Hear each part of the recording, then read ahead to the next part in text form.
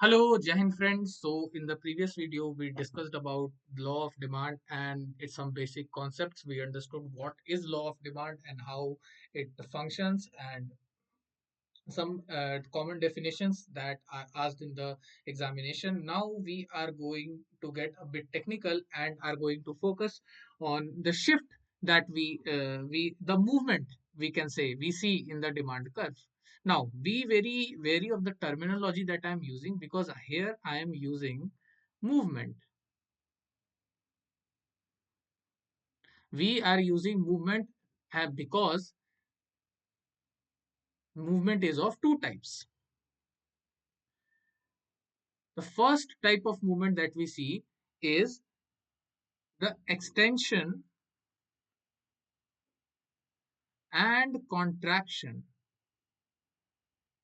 of demand curve, while the second type of movement that we see is shift. Now this shift is also of two types. The first we see increase and the second we see decrease. Now when we talk about increase, it is the rightward shift,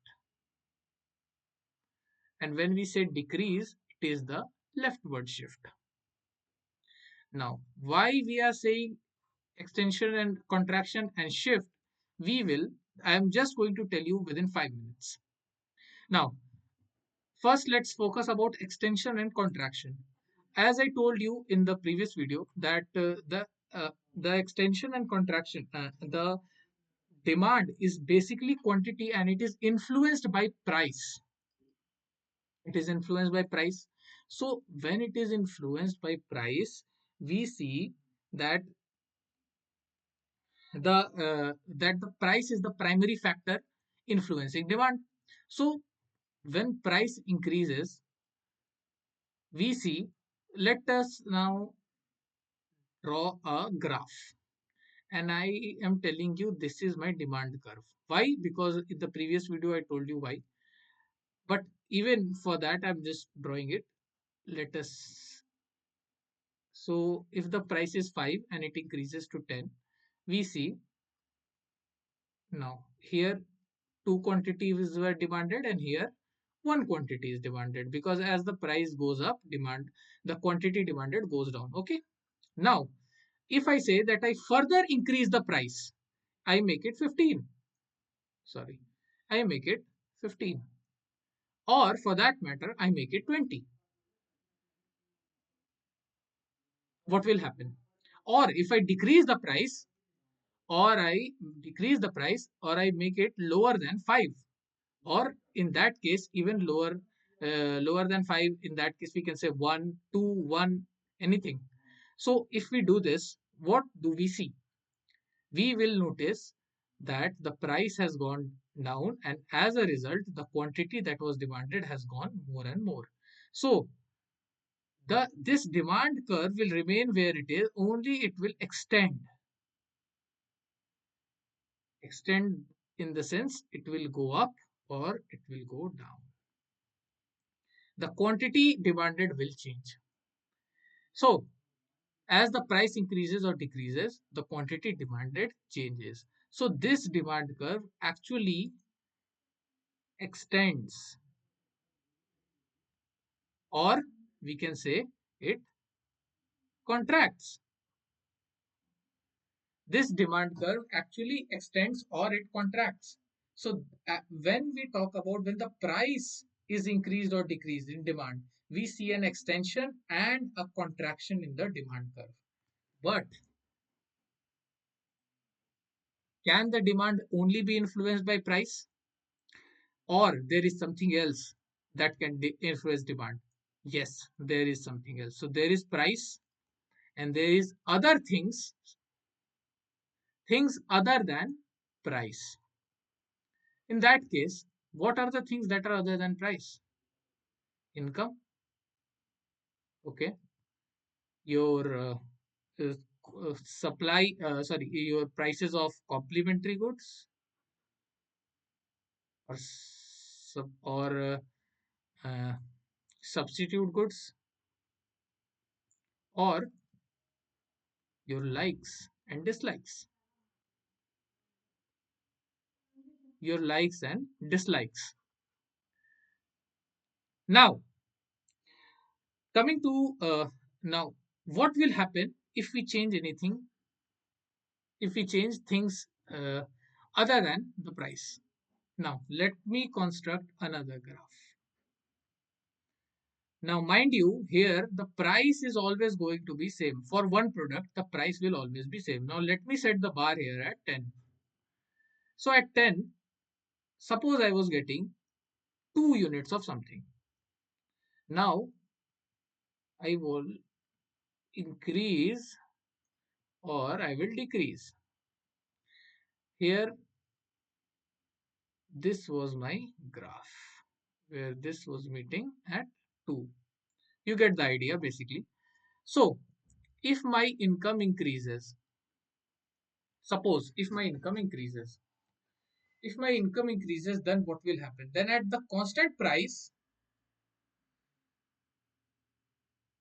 I will demand more quantity.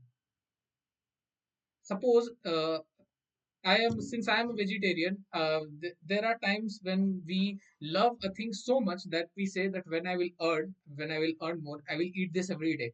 I like paneer very much. So I say that when I'll earn, I'll eat paneer every day because I like paneer so much. So if my income level increases, will I buy more quantity of paneer even when it costs rupees 10? Yes, obviously, I will buy more quantity of paneer. So my demand curve shifted towards right. So this saw a rightward shift. Even as my even when the price remained same. The same thing can be said if in the previous video I told you about the complementary goods. If the price of the complementary goods fell, I'm not talking about the price of this good, but the price of complementary good.